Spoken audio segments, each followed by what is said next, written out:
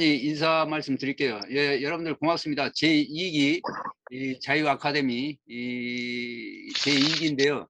이번 주제를 정하는데 참 열심히 노력은 했습니다만 여러분들 혹시 수강생들한테 마음에 드는지는 모르겠습니다. 특히 그 수강생들 몇몇한테 물어봐가지고 강의를 짰습니다. 그리고 특히 이번에는 이제 경제학과 철학의 만남이라는 주제를 정했습니다.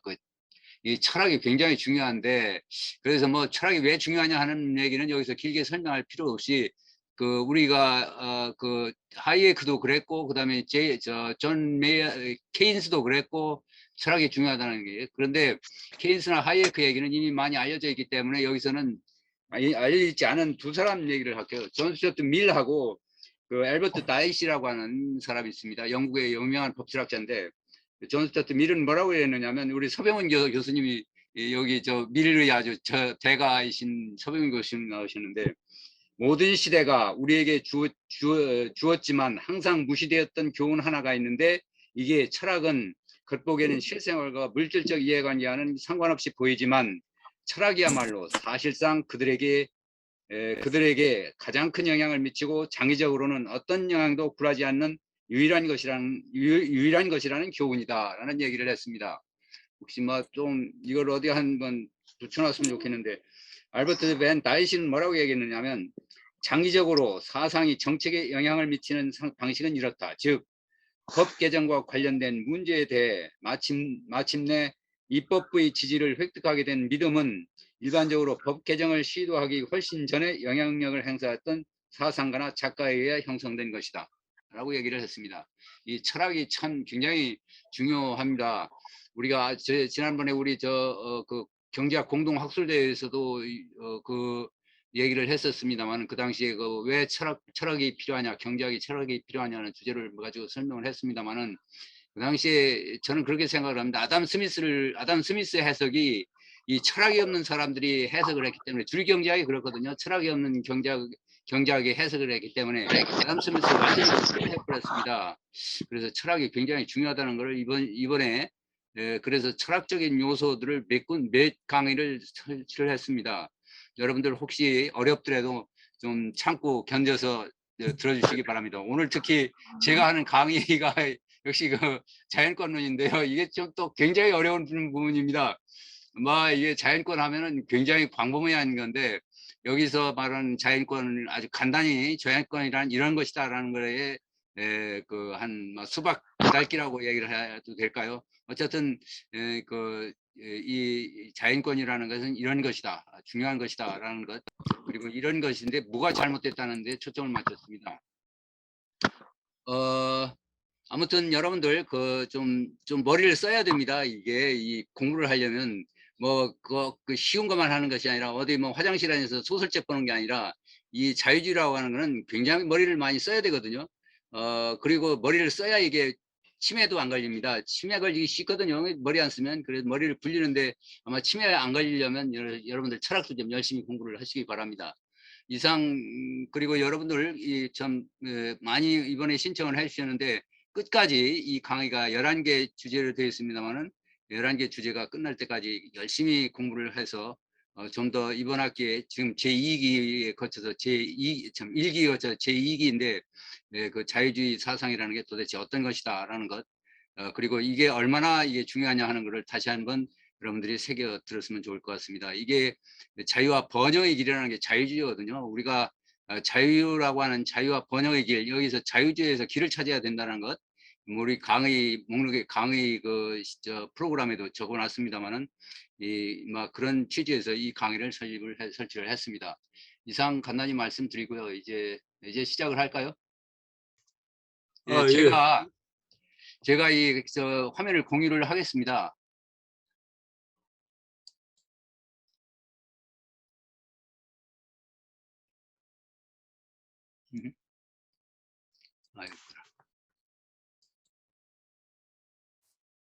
예, 그럼 교수님 강의를 지금부터 듣도록 할게요. 공유, 네. 예. 이게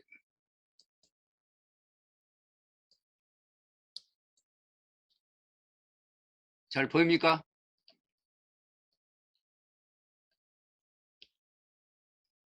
자연권 사상입니다. 자연권 사상. 이게 천부인권이라는 게 바로 이겁니다. 이제 이 천부인권 사상이 라스바르트인데 라스바르트의 자연권 사상을 이제 하이에크적인 관점에서 이렇게 봤습니다. 이렇게 볼 때 라스바르트라고 하는 사람은 도대체 어떤 것이다라는 거. 이 사상이라는 게 두 가지 서로 상반된 사상을 비교를 해보면 그 사상이 두드러지게 등장해 나타나거든요. 그래서 여기서는 뭐 하이에크의 관점에서 이 자연권 사상을 봤다. 본다면 도대체 어떤 문제가를 발생시키느냐 하는 그 문제입니다. 우선 이제 다룰 문제가 있고 자연권 사상과 무정부론 우선 제가 문제 제기부터 시작을 할게요. 직접. 흔히 자유주의 투사들이라고 해서 루트기 폰 미제스, 프리드리히 하이에크, 그다음에 제임스 뷰캐넌, 밀턴 프리드만 이런 사람을 들고 있습니다. 그렇죠? 우리는 이런 사람들이 아주 잘 알고 있습니다. 프리드만 경우 법과 질서 유지, 부의 소득세, 바우처 제도 이런 거를 국가가 이제 할 역할을 많이 얘기를 하죠. 미제스의 경우는 개인의 생명과 자유 재산을 보호하고 예, 소득 재분배 이거는 뭐 못 쓰겠다 하는 얘기고, 그다음에 제임스 뷰캐넌은 사회 계약론적 자유주의를 통해서 이제 사회 계약론적으로 통해서 자유주의를 부르짖는 그런 사람이죠. 그다음에 하이에크는 법치주의 제한된 민주주의를 통해서 자유를 보호한다. 라는데 이 네 사람을 보면 국가 역할이 전부 다릅니다. 국가 역할이 다른데 그중에 특히 공통점이 있습니다. 공통점. 이 사람들은 무정부주의를 굉장히 반대를 하고 있습니다. 무정부주의를. 국가는 이런 거를 하면 잘하겠다라는 식으로 해서 이제 국가의 과제를 설정을 해주는데, 국가의 과제를 설정을 해주는데, 여기서 말하는 이 라스바르트라고 하는 20세기 후반에 등장한 사람이 라스바르트라고 하는 사람은 이 아나키즘입니다. 무정부주의죠. 왜 무정부주의냐 하는 겁니다. 왜 무정부주의냐 하는 문제인데, 제가 이 주제를 택한 이유는 우리가 국가라고 하는 걸 다시 한번 생각을 해봐야 할 계제가 아니냐 하는 생각입니다. 국가라는 건 너무 지나치게 우리가 아주 낭만적으로 생각을 하고 있거든요. 그런 경향이 있어서 이건 아니다 싶어서 그 무정부주의자들이 보는 국가가 어떠냐 하는 것, 그거를 한번 본무로 인해서 우리가 이제 자유주의 다른 시각에서 본다면 이 무정부주의라는 게 뭐가 잘못되느냐, 국가라는 게 꼭 필요하냐라는, 아니면 국가라고 하는 게 필요치 않고 국가라는 것은 전혀 unnecessary 하면 필요치도 않고 그러나 inevitable 불가피한 존재다라는 식으로 보는 사람도 있습니다. 국가라는 건 필요가 없는데 그러나 이 불가피하게 우리가 이게 숙명적으로 국가하고 같이 살게 돼 있다라는 식으로 설명하는 사람도 있습니다. 과연 어떤 것이 옳으냐 이 문제를 가지고 우리가 제일 마지막에 가서 다룰 예정입니다. 그래서 20세기 후반 라스바르트는 뭐냐면 미제스의 왼팔이라고 하는 미제스 여러분들 잘 아시죠? 미제스의 왼팔이고 오른팔이 이제 커츠너인데, 커츠너는 지금 살아 있습니다. 커츠너는 지금 아마 90세 가까이 됐을 겁니다. 지난 2016년 우리가 여기 한국에서 그 몽페렌 소사이어티 할 때 그분이 왔었죠. 우리 김희석 박사의 스승이라고도 볼 수 있습니다. 우리 커츠너가 오른팔인가 반면에 라스바르트는 이제 미제스 왼팔인데, 1920년, 1995년에 세상을 떠났죠. 이제 그리고 이 사람이 한국에 많이 알려져 있습니다. 인간 경제 국가라고 하는 책도 번역이 되어 있습니다. 에스거 오브 리버티라고 하는 자유의 윤리라고 하는 것도 번역이 되어 있습니다. 새로운 자유를 찾아서, 이것도 이제 철학자들이 주로 이건 번역을 했는데, 철학자로서 우리 자유주의 연구회의 회원이신 누굽니까? 누구죠? 회원이신 잊어버렸네. 가만 있어요. 내가 그럼 꼭 소개를 해드렸으면 좋겠는데. 잊어버렸네. 누구죠? 우리 김희석 박사님. 없네. 아무튼 새로운 자유를 찾아서 나중에 알려드리겠습니다. 이 책도 이게 상당히 유명한 자유윤리 있고 인간 경제 국가 이것도 있는데 이게 미제스나 하이에크 책, 그 다음에 이어서 라스바르트 책이 굉장히 많이 번역되어 있습니다. 정부가 없는 사회가 개인의 자유를 최대로 실현하는 사회다 이런 얘기입니다. 아나키즘이 그렇죠. 정부가 없는 사회가 개인의 자유를 최대로 실현하는 사회다. 다룰 문제는 그겁니다. 여기서 다루고자 하는 무정부론과 작은 정부론 사이에서는 단순히 정부 과제의 규모와 관련된 차이만이 존재하는 것이 아니다. 그렇죠. 그냥 정부 과제, 정부 규모 이거와 관련된 차이만이 존재하는 것이 아니라 인간이란 무엇이냐, 인식론적인 것, 법리론, 국가론과 관련된 근본적이고 질적인 차이가 있다라고 하는 것. 그러니까 이 자유주의라는 게 굉장히 이질적인데 그 이질성이라는 게 국가의 과제뿐만 아니라 그 국가의 과제보다도 더 근원적인 문제, 인간이라는 무엇이, 그다음에 인간관, 인식론, 법리론, 국가론 그 밖에 기타 근본적인 그 이 질적인 차이가 있다는 얘기죠. 그런데 데이비드 휴미라든지 아담 스미스, 프리드리히 하이에크 등의 스코틀랜드 계몽주의 전통에 비추어서 이제 이 문제의 무정부론의 성격을 분명히 하면서 이념의 결함을 밝혀오는 일이 이 오늘 과제입니다. 다시 한번 말씀드리면 데이비드 휴음, 애덤 스미스, 프리드리히 하이에크 이 사람들이 스코틀랜드 계몽주의 전통인데 이 전통에 비춰서 무정부론의 성격을 분명히 하면서 그 이념의 결함을 밝히는 것입니다. 그래서 우선 문제적인 문제로서 자연권이란 무엇이냐, 그 다음에 자연권을 누가 어떻게 보호하는가, 그 다음에 이 자연권이, 저는 뭐 이 자연권이라고 하는 거, 이게 사상은 별로 이렇게 우리 미래가 될 수가 없다 하는 얘기입니다. 미래의 대안은 뭐냐 하는 얘기죠.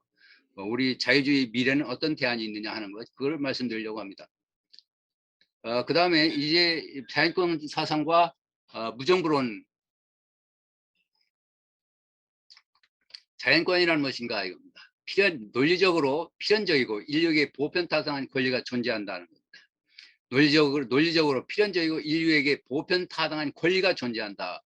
현대 이런 인식을 가진 게 이제 라스바르트라는 얘기죠.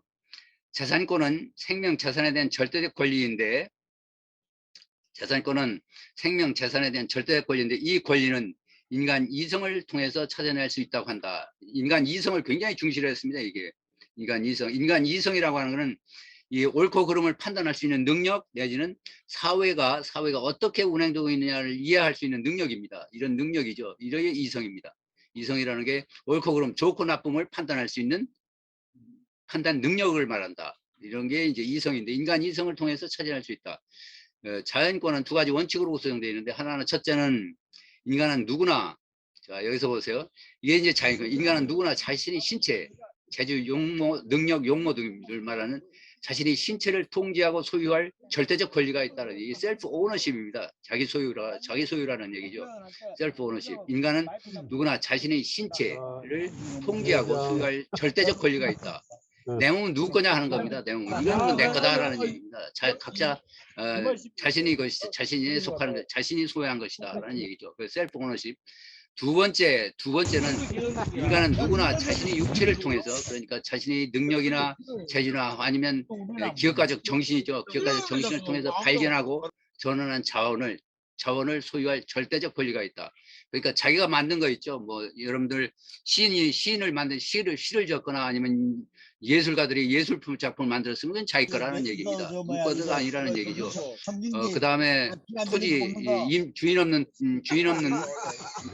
토지를 발견해가지고 발견했으면 그 발견자가 역시 소유자다. 선점의 원칙, 정주의 원칙 이런 것들이죠. 선점의 원칙, 누가 먼저 점유했느냐 하는 얘기입니다. 이럴 때 이제 이런 경우에 이제 자기 육체를 통해서 발견하고 전환한 자원을 소유할 절대적 권리가 있다라는 얘기죠. 그러니까 내 몸은 내 거다라는 얘기입니다. 내 몸은 내 거다. 누가가 될 수가 없다. 내 몸은 내 거다. 아니면 내 몸을 통해서 만들어진 거, 이거는 내가 내 몸을 통해서 발견하고, 그리고 자연적인, 그러니까 무준물을 무준물을 재화로 변경시킬 때 그때의 그 결과는 그건 자기 거다라는 얘기죠. 그런데 이게 이제 두 가지인데, 두 가지 중에서 이제 세 번째는 이건 이제 도출된 권리라고 하는데, 인간은 자신의 노동을 통해서 습득한 것을 상속, 증여, 교환할 권리가 있다. 상속, 증여, 이제 교환, 시장입니다. 시장. 그러니까 시장 이전의 문제입니다. 이건 시장 이전의 문제. 내 몸은 누구 거냐 하는 문제. 그다음에 또는 내 몸을 통해서 만들어진 것들, 발견한 것들, 이건 누구 거냐 하는 겁니다. 이게 이제 시장 이전의 프리마케트에 있어서의 분배죠. 프리마케트에서 형성됐던 것, 그건 누구 거냐 하는 겁니다. 그리고 이제 그게 이제 각자 주어져 있으면, 그걸 가지고 인간은 자신을 통해서 습득하는 것을 이제 상속한다든지 증여한다든지 교환할 권리가 있다는 얘기입니다.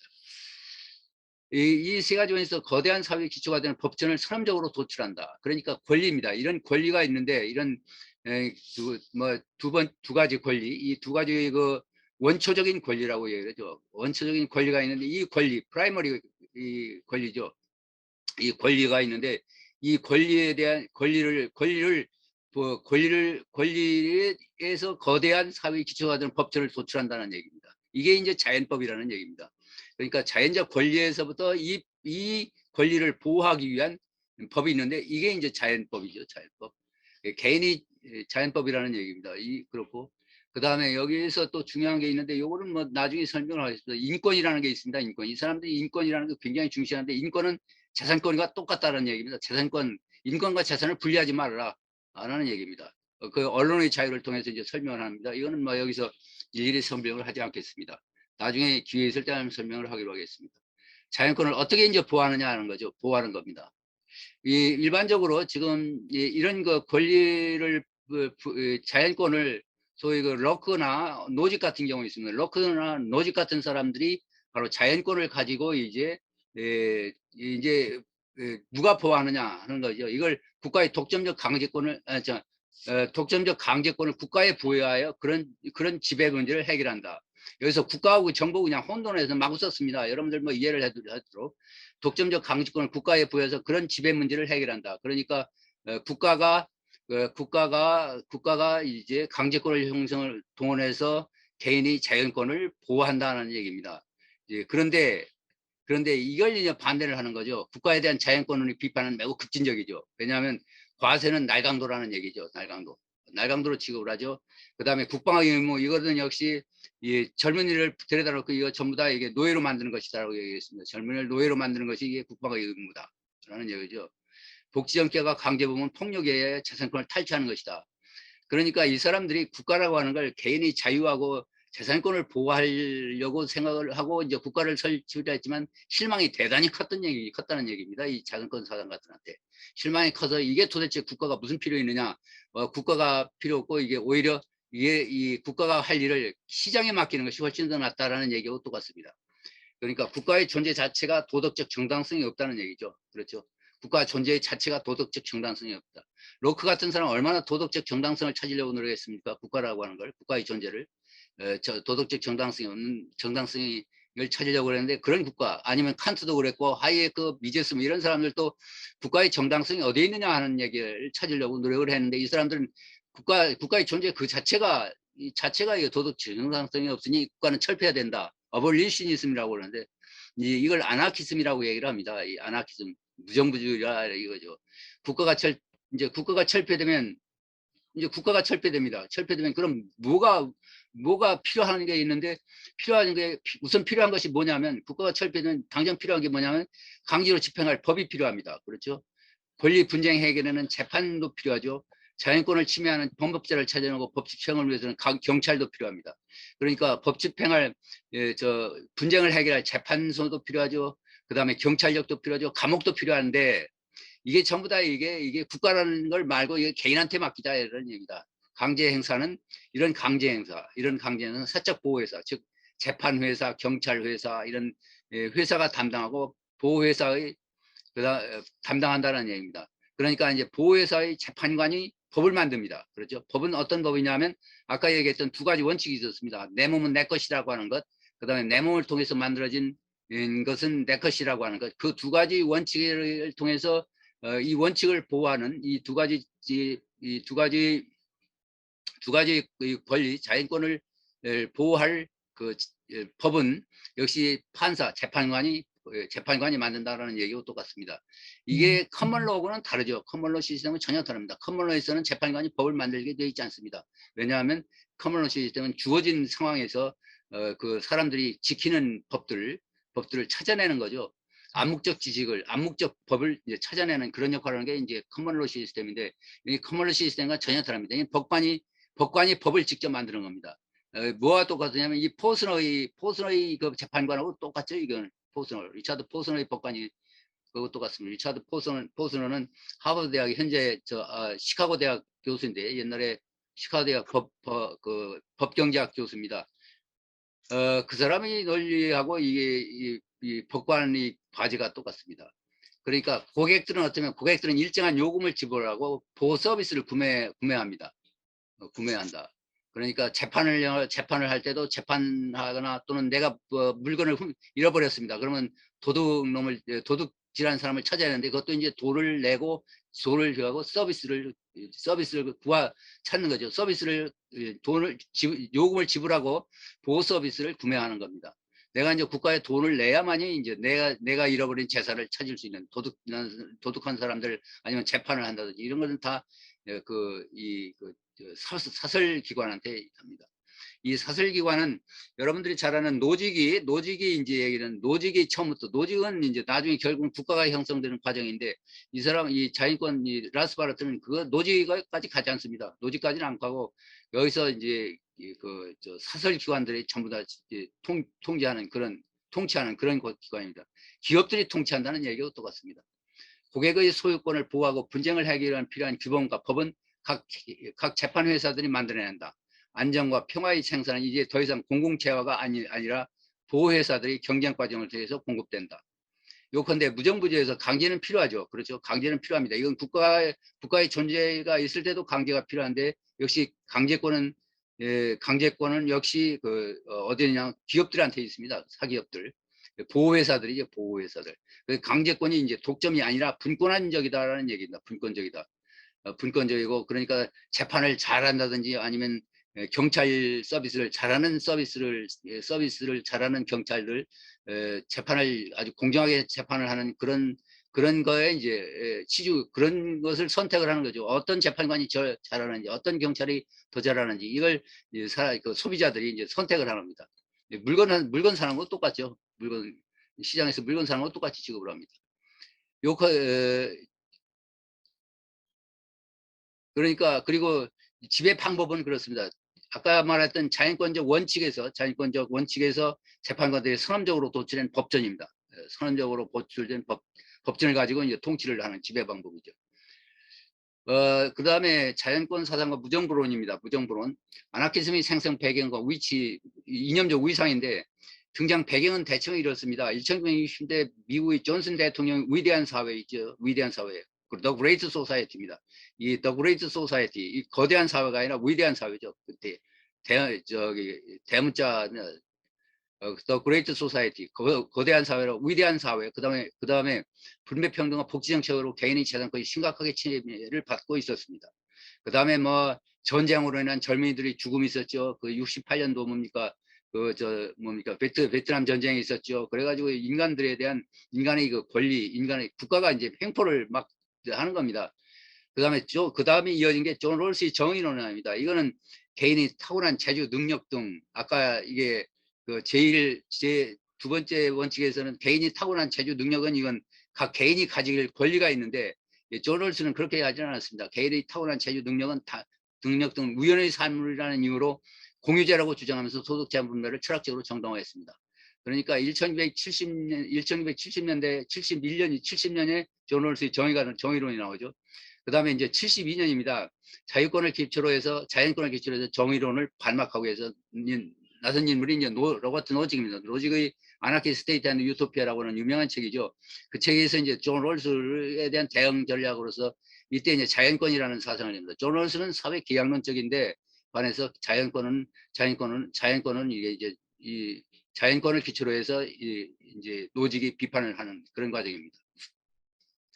그러니까 개인이 신체 두뇌는 개인이 재산이라는 자기 소유 원칙과 자신의 노동과 무주물을 혼합한 결과도 개인의 소유라는 자연권에서 분배국가는 자연권을 위반한 것이다. 이게 노직의 얘기죠.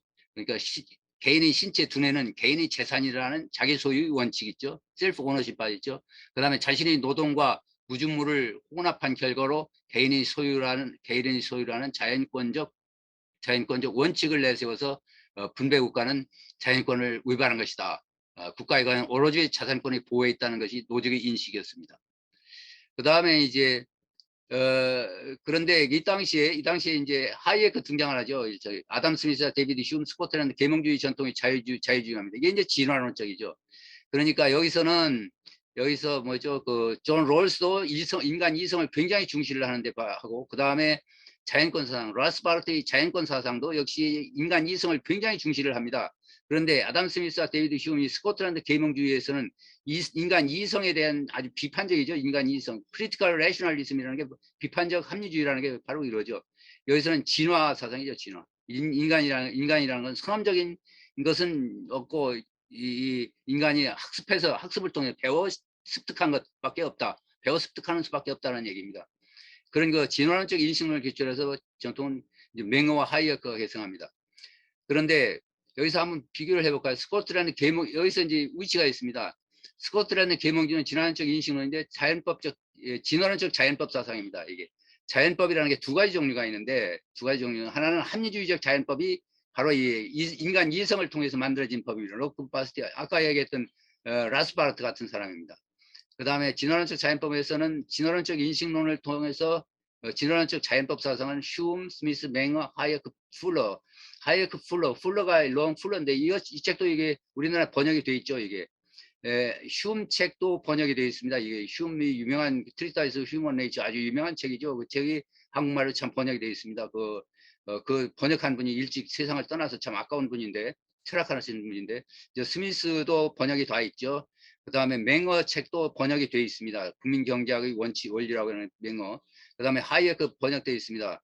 그 다음에 런 풀러 이것도 이 책도 번역이 되어 있습니다. 런 풀러 이게 이 사람들이 결국은 이 진화론적 자연법 사상이다. 그리고 이 스코틀랜드 계몽주의가 저는 훨씬 더 낫다라는 생각인데요. 그런데 이제 합리주의 인식론이 있습니다. 합리주의 자연법 사상 이게 이제 로크, 바스티아, 노직, 라스바르트, 호페, 바네트. 호페가 가끔 나오는데 라스바르트, 호페는 같은 종류의 사람인데 이렇습니다. 그 다음에 공리주의가 있는데 시카고 학파입니다. 시카고 학파. 프리드먼, 베커, 포스너, 코스, 미제스도 이게 공리주의인데 시카고 학파는 아니면서 미제스는 이 선험적인 거. 이건 나중에 간략하게 설명을 할 겁니다. 설명을 누가 하냐면 라스바르트 이쪽하고 비교를 하면서 설명을 할 건데 이 공리주의인데 이 미제스는 역시 공리주의인데 이 사람은 선험적이죠. 선험적. 인간 행동에서 도출하는 선험적인 이론가입니다. 칸트 전통을 해서 만들어진 경제학입니다. 이게 굉장히 유명하죠. 미제스 연구소, 우리나라도 미제스에 관해서 굉장히 많은 책이 번역되어 있고 책이 막 거의 다 번역이 되어 있을 겁니다. 이 책이.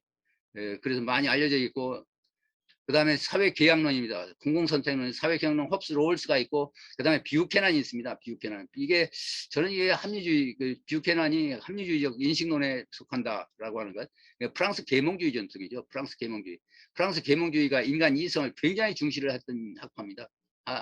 전통이죠. 프랑스 계몽주의. 스코틀랜드 계몽주의는 경험주의 사상이죠. 경험. 이게 철학이라는 게 철학이라는 게 두 개 양대 산맥으로 쫙 흘러가 있습니다. 하이에크가 이 구분을 참 잘해놓았는데, 그래서, 그런데 이제 로크나 바스티아 노직의 자연권 이론,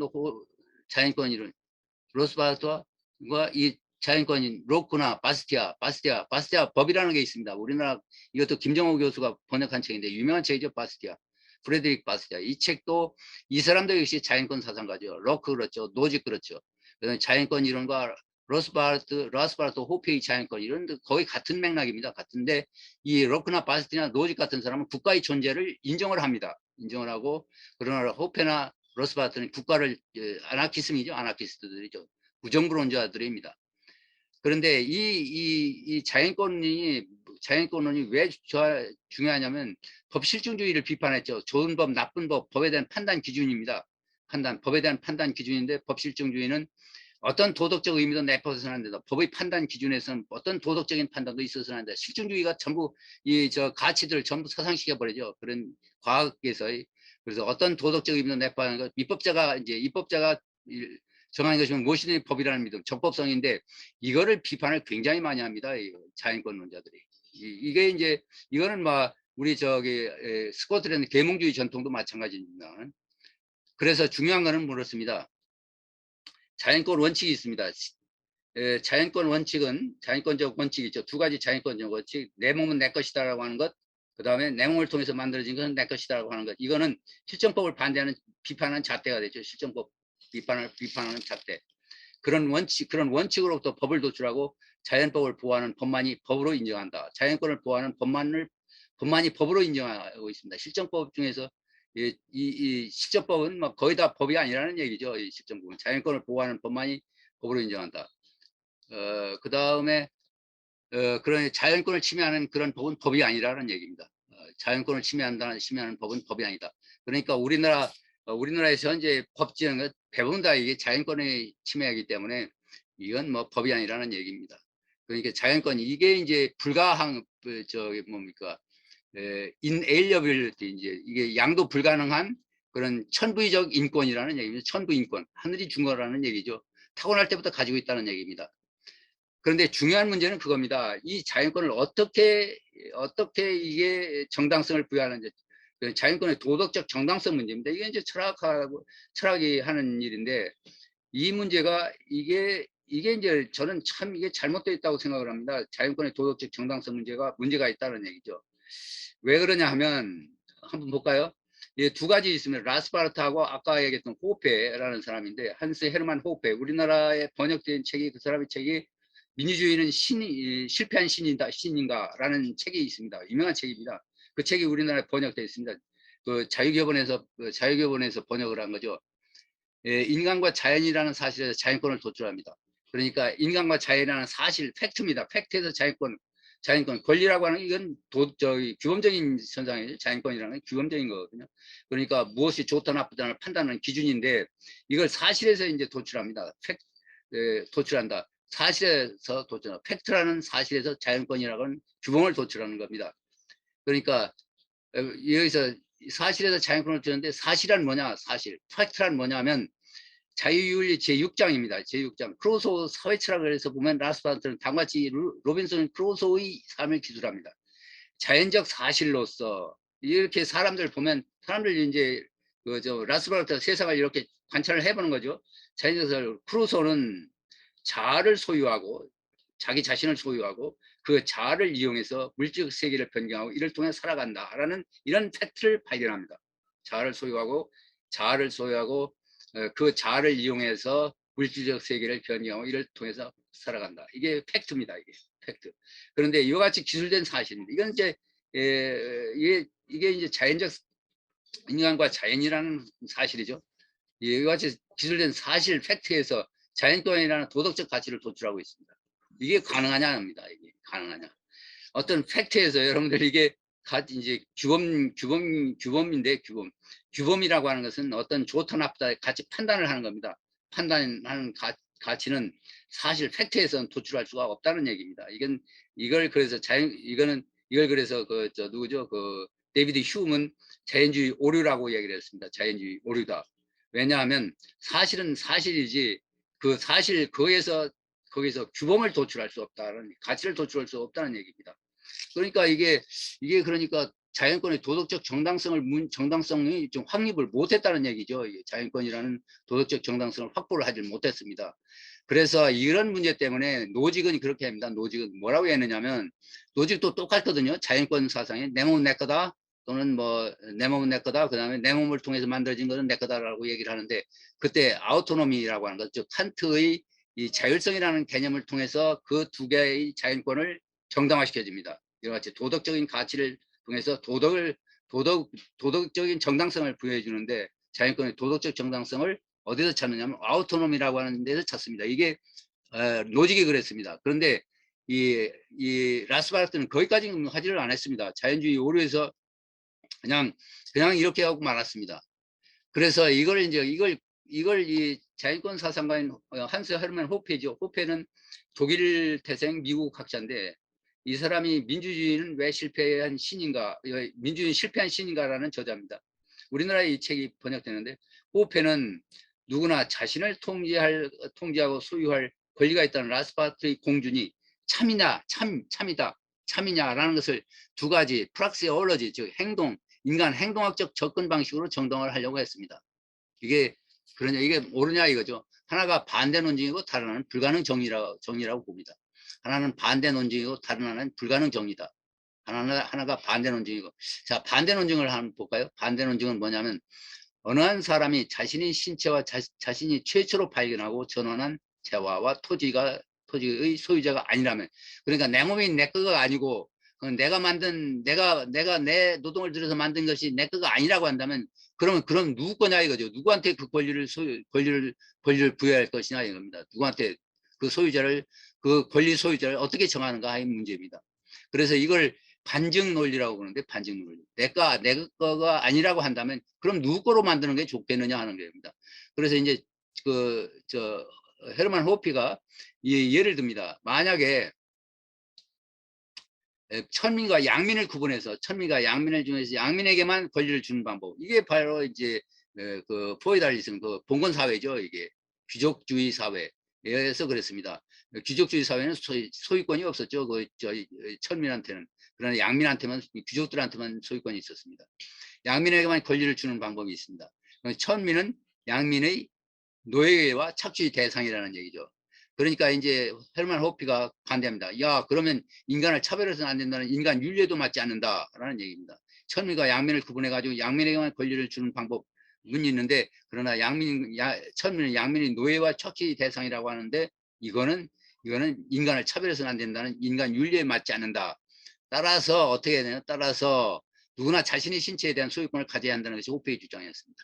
그러니까 이런 반대 논증을 통해서 이게 맞지 않으니까, 따라서 누구나 이런 양민과 천민을 구분하면 인간을 차별해서는 안 된다는 인간 윤리에 맞지 않으니까, 따라서 누구나 자신의 신체에 대한 소유권을 가져야 된다라는 주장이었습니다. 그런데 문제는 그겁니다. 왜 차별 없이 누구나 소유권을 가져야 하는가를 설명하지 않고서는 그 주장은 공허하죠. 그렇죠? 왜 차별 없이 누구나 소유권을 가져야 되느냐 이거죠. 주의를 돌면 사람들 차별하는 윤리가 굉장히 많습니다. 인간을 노예와 주인으로 구분하는 플라톤이 그랬죠. 플라톤이 노예와 주인을 구분했죠. 그 다음에 천민과 양민을 구분하는 게 니체였습니다. 니체의 윤리도 마찬가지입니다. 위버맨시, 운터맨시를 구분하죠. 위버맨시라고 하는 것. 천민과 양민을 구분했습니다.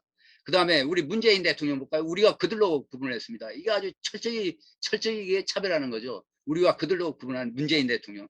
이런 거 우리 들어보면 이런 식인데 이게 뭐냐 이거죠. 이런. 그러니까 이게 왜 차별 없이 누구나 소유권을 가져야 하는가를 설명하지 않고는 그 주장은 공하다는 얘기입니다. 이거는 나는 진화 이론인데, 진화 사상입니다. 하여튼은 이 차별 없이 누구나 소유권을 가져야 하는데, 차별 없는 행동 규칙이죠. 그러니까 보합비 평등이라고 하는 것이 인간의 의도적으로 누가 철학자가 아니면 누가 자연권에서 만들어진 것이 아니라, 이거는 진화 과정, 인간이 살다 보니까 언어가 형성되는 것처럼 진화적인 현상으로서 생겨난 것이다라는 게, 이게 하이에크의 소유권이라는 말은 하이에크는 별로 쓰지는 않습니다. 스코틀랜드 계몽주의자는 재산권이라는, 권리라는 말을 잘 안 쓰죠. 자유라는 주로 말을 쓰죠. 왜 차별 없이 누구나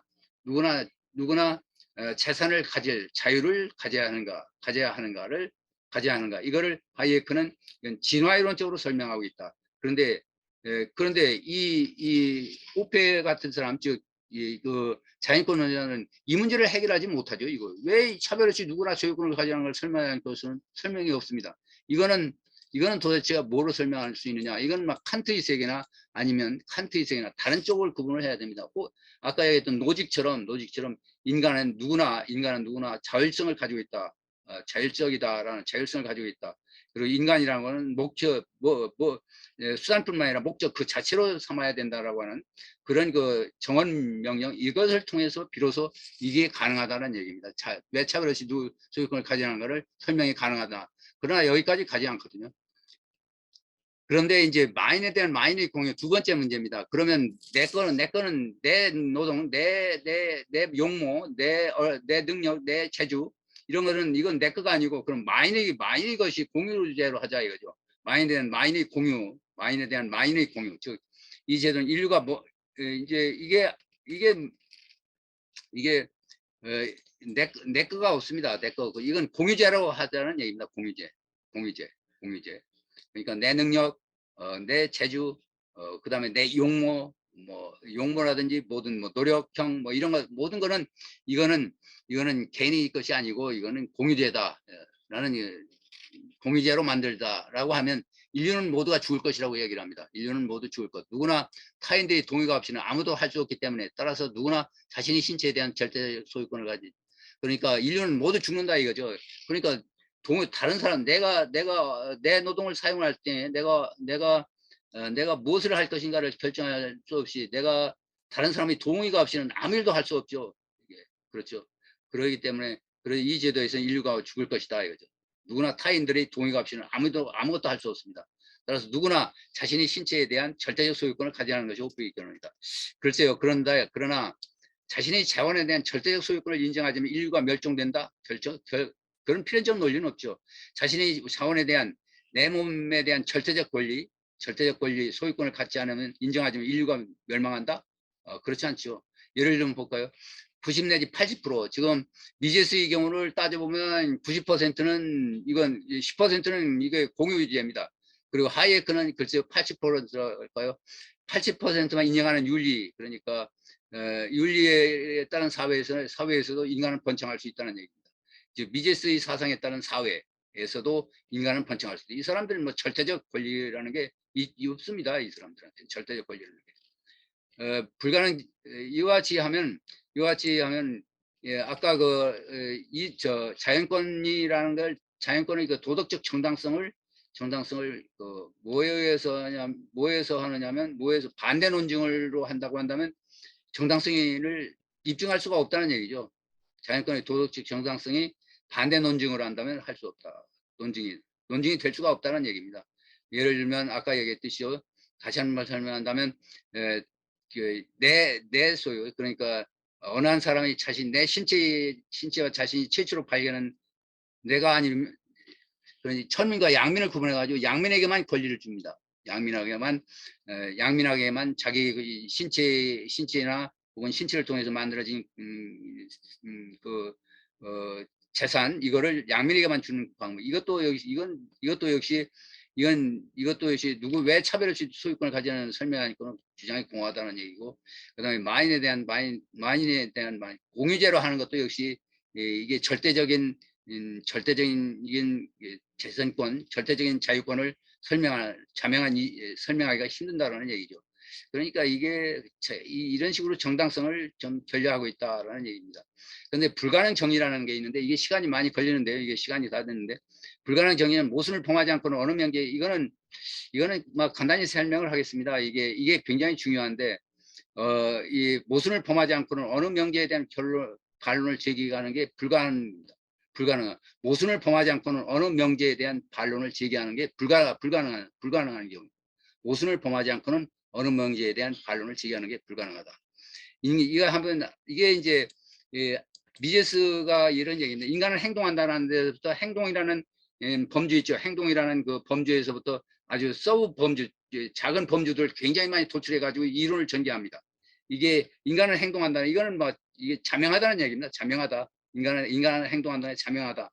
왜냐하면 왜 자명하냐 하면 인간은 행동하지 않는다라는 반론을 제기하는 경우, 반론 그 자체도 행동이기 때문에 인간은 행동한다는 말은 자명하다는 겁니다.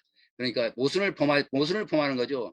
인간은 행동하지 않는다는 반대론을 제기하는 경우 반대론 자체도 행동이기 때문에 인간은 행동한다는 말은 자명한 것이다. 인간은 행동하지 않는다라고 반대로 인간은 행동한다는 게 반론을 제기해 보시죠. 인간은 행동하지 않는다는 반론. 그럼 반론 자체도 행동이죠. 반론 자체가 행동입니다. 그러니까 모순을 범하는 거죠. 행동 자체가. 인간은 행동하지 않는다라고 했음에도 불구하고 인간은 행동하지 않는다라는 반대론을 제기하는 경우 반대론 그 자체도 행동이라는 얘기입니다. 그러니까 이게 인간은 행동한다는 건 자명한 거죠. 그래서 윤리 옳고 그름이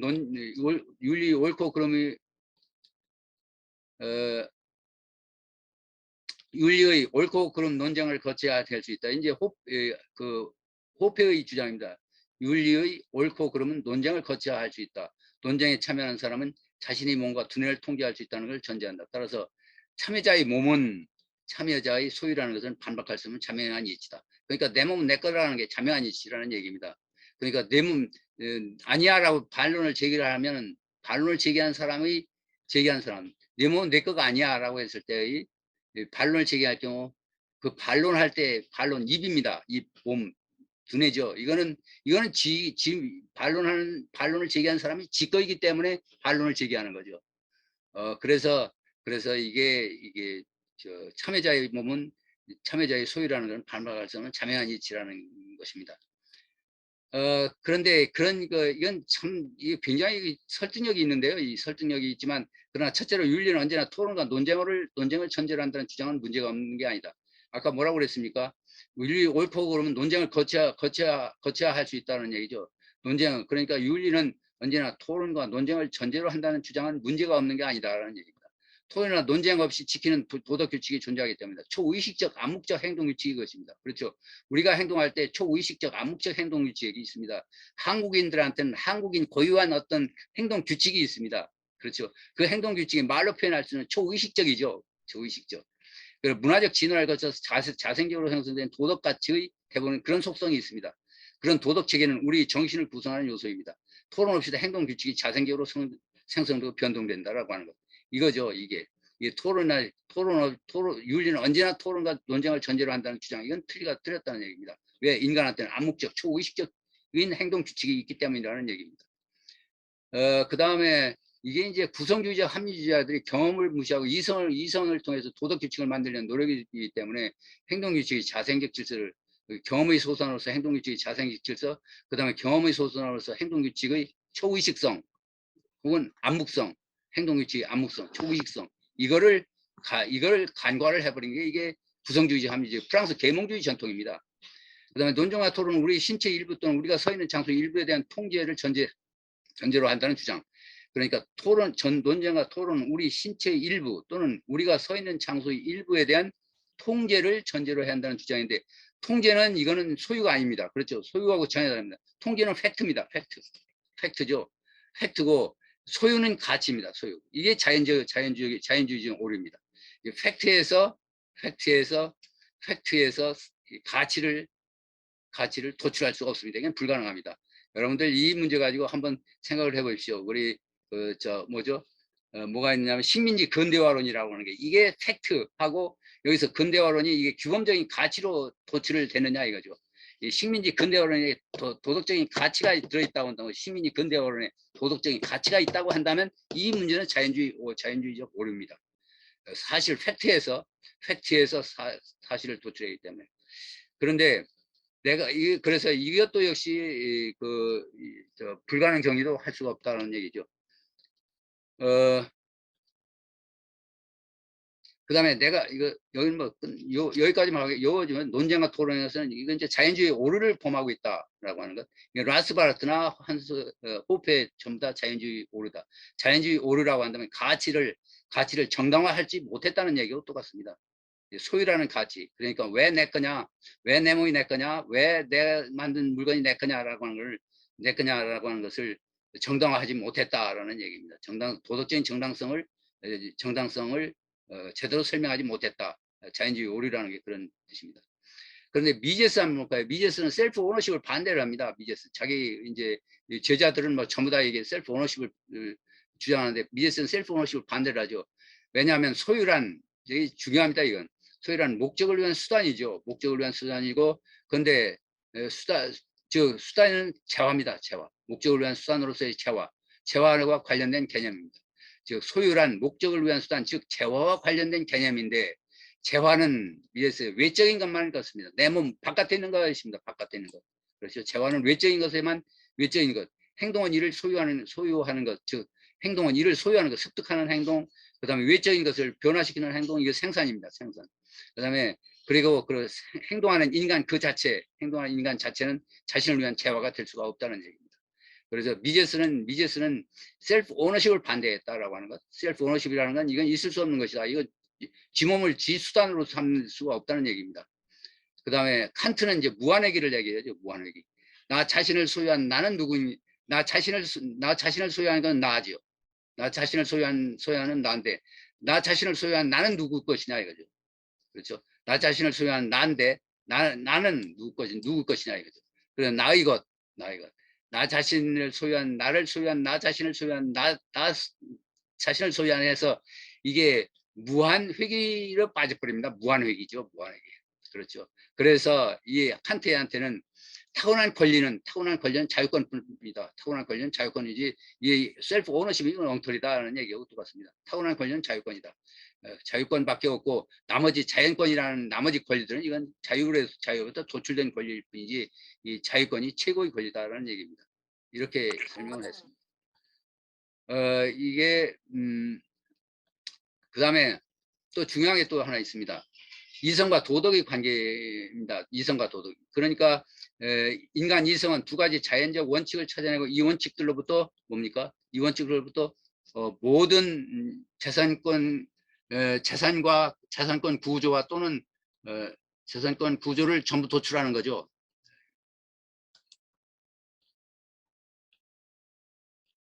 그 인간 이성은 이성을 통해서 이 자연권을 실현할 수 있는 자연권적 원칙을 찾아내 가지고 이 원칙으로부터 모든 제도를 만들어내는 겁니다. 그건 구성주의죠, 합리주의죠. 이건 사회주의 계획경제나 똑같습니다. 이건 그러니까 나는 그 자연권 사상가들이 사회주의 계획경제를 할 수 있는 능력을 가지고 있는 거죠. 이게 그러니까 자연권 사상에 몰입한 사람은 역시 사회주의 그 사회주의 계획경제나 똑같다는 얘기입니다. 여러분 존 롤스를 볼까요? 존 롤스도 인간 이성은 모든 시대와 장소에 적응할 수 있는 올바른 사회 질서를 도출할 수 있는 능력이 있다고 믿었죠. 존 롤스를 굉장히 비판하죠. 이 자연권 사상가들이 존 롤스 비판하지만 결국 인신론적으로 본다고 한다면 두 사람은 똑같다. 두 사람은 라스바르트나 아니면 존 롤스나 인간 이성에 의해서 뭐 시대와 장소에 적응할 수 있는 모든 시대와 장소에 적응할 수 있는 올바른 사회 질서를 도출할 수 있는 능력이 있다는 믿음. 이건 똑같습니다. 이게 사회주의 계획경제랑 똑같은 거죠. 그러니까 이성을 통해서 법 시스템 전체를 흥결 없이 도출할 수 있는 건 사실상 이건 스코틀랜드 계몽주의 전통에서 인간 이성에 대해서 매우 비관적인 생각을 가지고 있던 사람들한테는 이게 참 이상한 거죠. 인간 이성을 통해서 법 시스템 전체를 흥결 없이 도출하는 건 불가능하다. 불가능한 이유를 예를 들었습니다. 불가능한 소멸시효라든지 상속제도라든지 그다음에 경험 지식이 없으면 약속 이행의 도덕이 무엇을 의미하고 또 어떤 효과를 내는지 아무도 모른다는 얘기죠. 그다음에 재산권 다발성의 권리라는 게 있습니다. 권리. 이게 행동 권리거든요.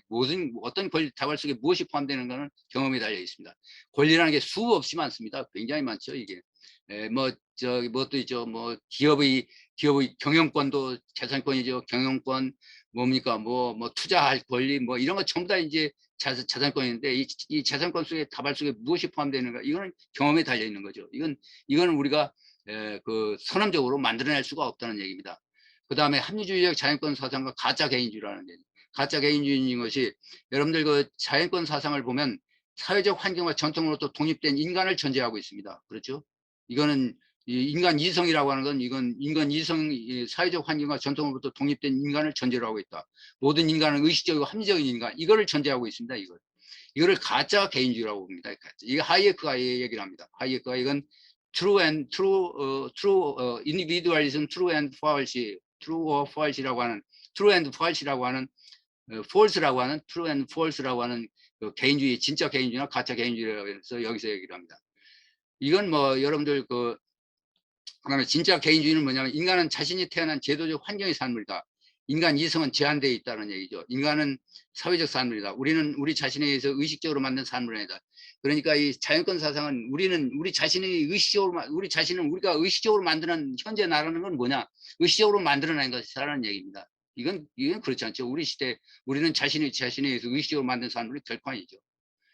물고기 합리주의 자연권 최대계라면 인간의 역사성을 무시하고 있다는 거죠. 이거는 우리가 주류 경제학에서 말하는 호모 에코노미커스와 똑같습니다. 호모 에코노미커스 자연법은 최대 걸림돌 인간의 역사성. 그러니까 호모 에코노미커스도 역사성을 무시한 거죠. 역사성을 무시하고 만드는 겁니다. 라스바르트 하이에크의 문제인데 비교를 간단히 했습니다. 합리주의적 자연법 사상은 순박하다. 그런 자연법 사상은 법 실증주의 사이에 자연법 사상 그러니까 합리주의적 자연법 사상과 법 실증주의 사이에는 하이에크가 있다는 얘기죠. 그는 스코틀랜드 계몽주의 전통의 자유를 받아 이를 심화시켜 정밀하게 만들었다. 하이에크 진화를 통해서 우리의 문명의 결실을 위태롭게 하지 않고는 무시할 수 없는 복잡한 가치와 제도가 선택되었다는 것. 소유의 존중, 예의 범절, 정직성, 보합평등, 일부 일처제, 약속 이행 이런 건 전부 다 이게 진화적인 것이지 인간에 의해서 인간 이성에 의해서 만들어진 건 결코 아닙니다. 결코 아니다. 오히려 인간 이성이라고 하는 것은 이 인간 이성은 그러니까 자연권 사상이나 또는 사회 계약론들은 인간 이성은 외생적으로 주어져 있습니다. 외생적으로 주어져 있고 그 사회를 이제 이 이성에서 만들어지는 겁니다. 그러나 이성이 인간 스코틀랜드 계몽주의는 이성이라고 하는 그런 거 아니다. 이성은 외생적 중이 아니라 종속 변수다. 사회의 종속 변수라는 얘기입니다. 종속 변수. 독립 변수가 아니라 사회의 종속 변수다. 그러니까 소유의 존중, 예의, 범죄의 정성 이런 것들을 통해서 비로소 인간이 이런 것이 진화적으로 형성됐고 이런 걸 학습함으로 인해서 인간은 비로소 현명해지고 인간은 합리적으로 됐다. 인간은 이성을 갖게 되었다는 얘기입니다. 도덕 규칙의 형성, 도덕 규칙 이성의 역할과 자연권 사상의 이성의 역할이라고 하는 것. 이성의 역할에서는 이성이라고 하는 것이 자연권 사상을 만들어냈는데 그렇지 않다는 얘기입니다.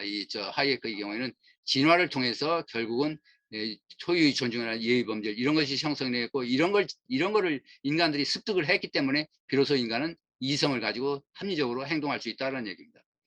라스바라트는 문화와 전통은 결코 도덕을 지시하지 못한다라고 했어요. 문화와 전통은 이게 문화와 전통이 결국은 도덕을 지시하지 못한다고 하는 그런 일을 수행하는 인간에 속해 있는 이성이라고 주장. 합리주의자의 관습과 관행은 의미가 없다는 얘기하고 똑같습니다. 국가 존재의 필요성인데 국가 무정부 자유주의와 권위주의 시민혁명 이거는 그럴까 이걸 설명이 좀 긴데요. 간단히 설명하면 그겁니다.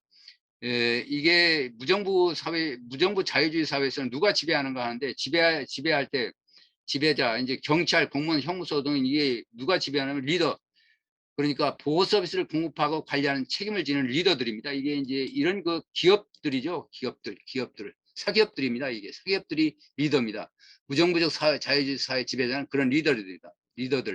법을 만드는 법을 만드는 법원인데 이거 선출직이 아니죠. 이거는 법원은 그냥 선출하는 게 아니라 이건 회사가 누구나 법원을 만들 수 있습니다.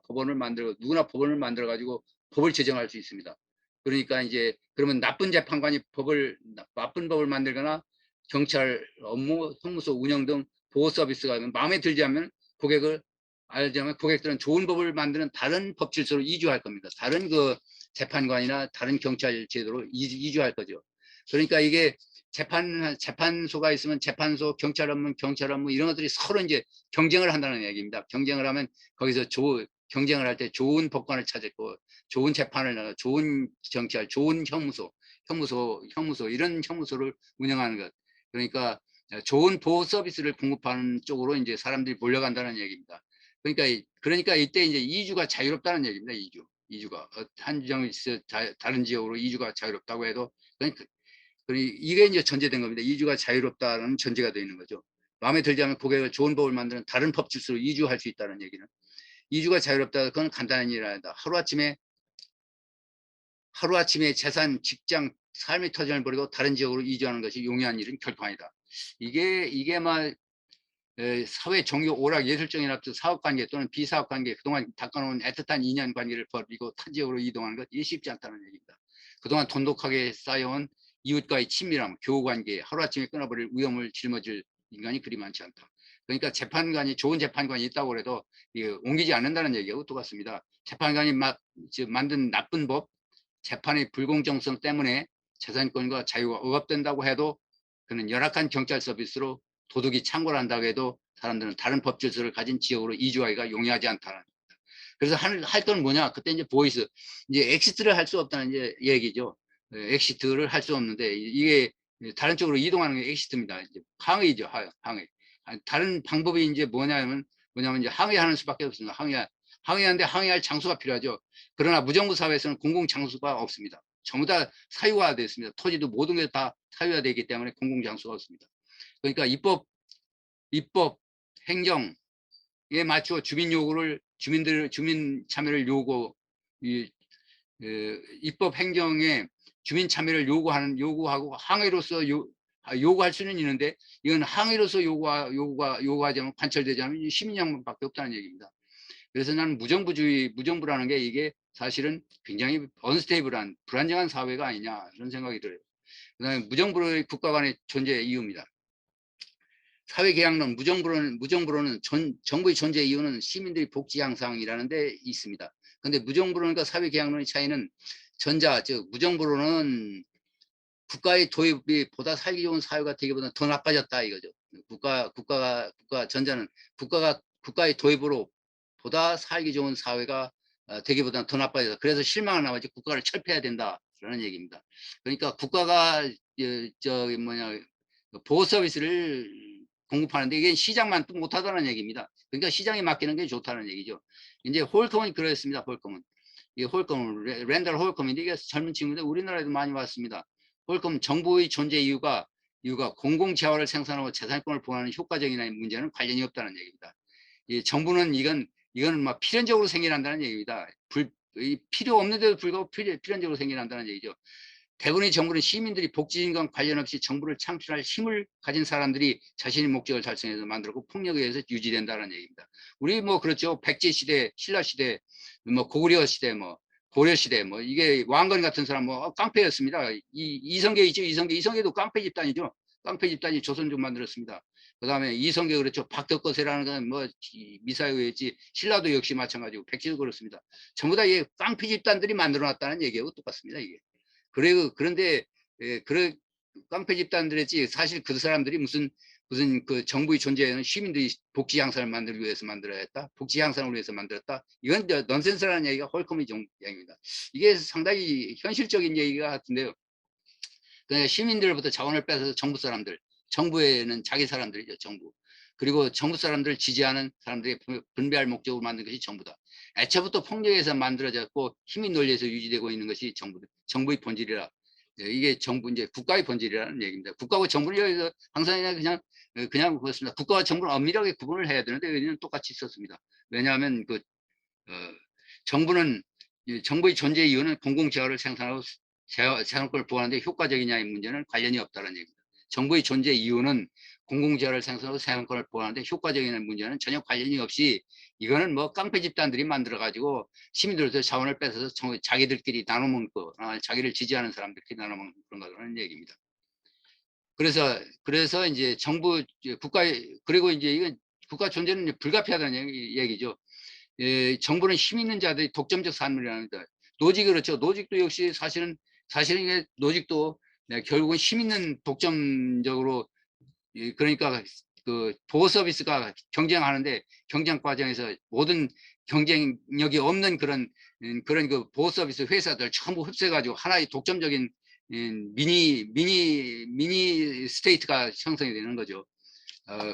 그렇게가 이제 독점적인 기업이 결국 나중에 국가가 된다는 얘기인데 이게 노지 바른 그런 설명이 있습니다. 정부 없는 사회는 존재하지 않는다는 얘기. 이제 그러니까 이 정부는 힘 있는 자들이 독점적 산물이라는 것이고 그다음에 드 저세이라고 하는 유명한 이 사람도 정치 철학자인데 이게 정부 없는 사회는 존재하지 않는다. 세계의 모든 지역에는 정부가 지배하고 있다. 그래서 아나키는 현실적 대안이 될 수가 없다라는 주장입니다. 만약 정부가 없으면 누군가 정부를 세웠을 것이다. 왜냐하면 권력, 소득, 권위 등과 같은 정부를 세우기 충분한 인센티브가 있기 때문이다.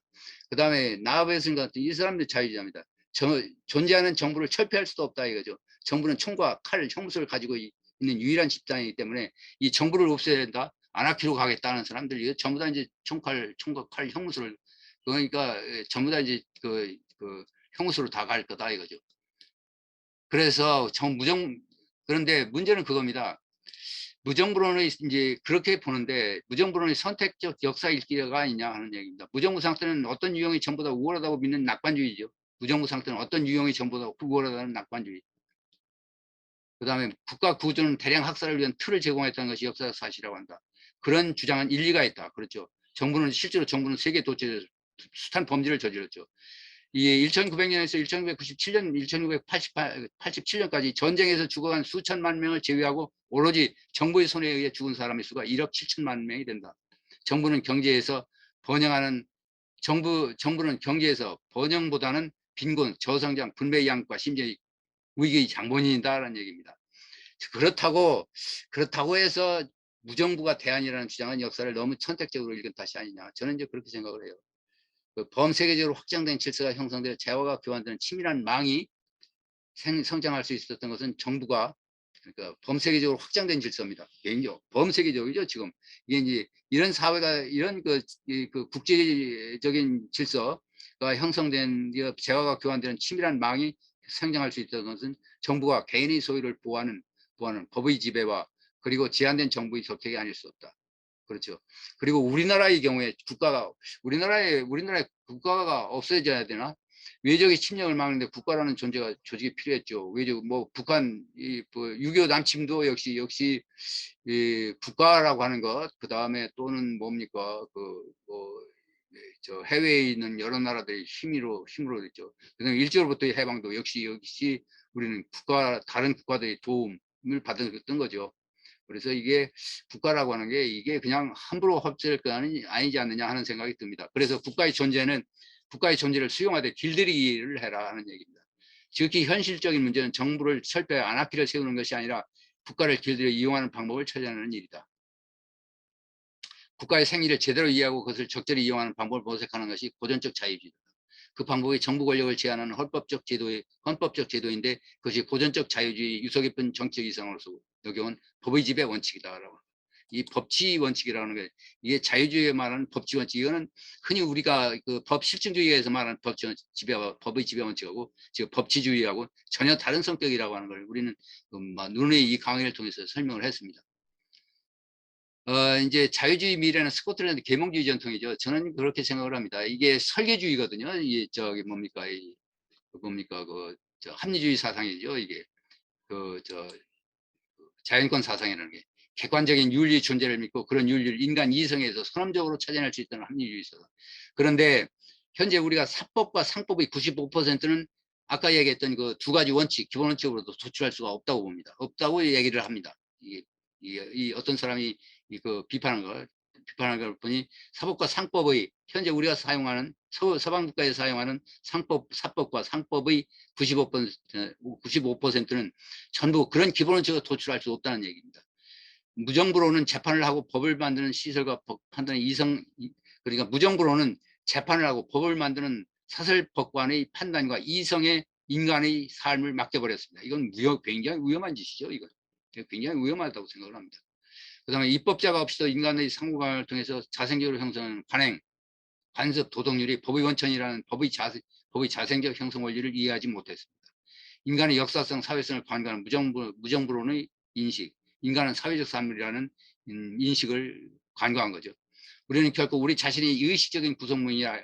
우리는 우리 자신을 의식적으로 구성하지 못했습니다. 이거는 정말 이 합리주의 사상가들한테는 좀 뼈아픈 얘기일지 모르겠지만 사실 그렇습니다. 우리는 결코 우리 자신의 의식적인 구성의 산물이 아니다. 내가 내 자신을 의도적으로 만들지 못했습니다. 그렇죠. 이건 우연의 변수, 암묵적 초의식적인 세계입니다. 그러니까 우리 자신이 의식적인 구성물이라고 한다면 우리는 초의식성, 우리 행동, 우리 정신작용이 초의식적인 작용들이 굉장히 많습니다. 95%가 초의식적인 작용이죠. 정신작용. 의식적인 작용 외에 초의식적인 것이 있는데 초의식적인 것이 아마 95% 이상이 초의식적이다. 그리고 도덕률은 이성의 함수가 아니라 도덕률은 이성의 함수가 아니라 그러니까 도덕률은 이성에서 만들어진 것이 아니라 오히려 이성이 존재하는 건 도덕률 때문에 존재한다는 얘기입니다. 도덕률. 아까 얘기했던 자본주의 도덕률이 있었죠. 아까 얘기했던 뭡니까? 소유 존중, 인격 존중이라든지 또는 뭐 약속 이행, 정직성 뭐 이런 도덕들이 우리가 지키고 있기 때문에 그게 가능하다는 얘기죠. 그래서 무정부론이 권리를 앞세우는 것도 문제입니다. 무정부론이 권리는 공격적 개념이죠. 이런 자유주의 제거 챙기는 거 최고로 여기는 사회라고 이해하기 좋다. 제거 챙기는 거죠. 이 권리를 자꾸 이건 내 권리다 하는 게 참 공격적인 개념입니다. 이게. 물론 시장 경제를 확립하는데 좋을는지 모르는데 글쎄요. 이는 자유주의가 제거 챙기는 것을 최고로 여기는 사회라고 오해하기에 좋겠다. 타인의 가치를 인정하는 것. 이게 하이에크 주장입니다. 타인의 가치를 인정하는 것. 타인을 수단만이 아니라 목적으로 인정하는 것. 이게 칸트 등의 자유주의 고유한 가치를 반영하는 것이 법의 지배다. 이 법치주의죠. 법치. 이 타인의 가치를 인정하는 것. 이게 이제 자유를 보호해 주는 거죠. 이게 타인의 가치를 인정하는 게 이게 자유입니다. 자유. 이 자유를 모르는 사회는 타인의 가치를 인정하지 않습니다.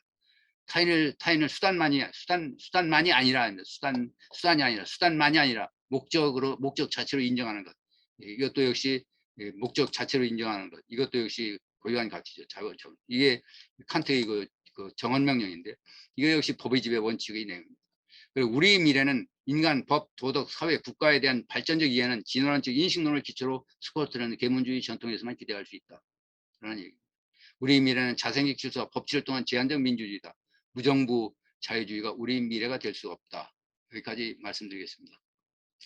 고맙습니다.